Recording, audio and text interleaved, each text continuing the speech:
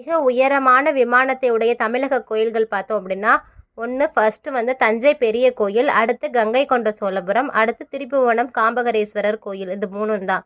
இப்போ தஞ்சை பெரிய கோயில் பார்த்திங்கன்னா, அது 216 அடி உயரம். அது நமக்கே தெரியும், தமிழில் இருக்கக்கூடிய உயிர்மெய் எழுத்துக்களோட எண்ணிக்கை. தஞ்சை பெரிய கோயில்.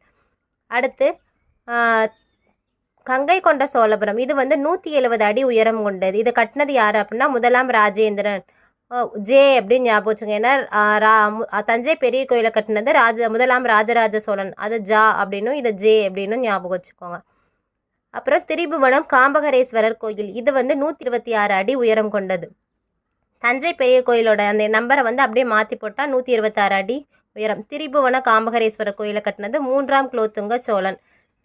கே அப்படி காம்பகரேஸ்வருக்கு என்ன எழுத்து கே அப்படின்னா 3K அப்படின்னு ஞாபகம் வச்சுக்கோங்க. அதான் 3ஆம் குலோத்துங்க சோழன் தான் கட்டியிருக்காரு அப்படின்னு ஞாபகம் வச்சுக்கோங்க. தேங்க்யூ.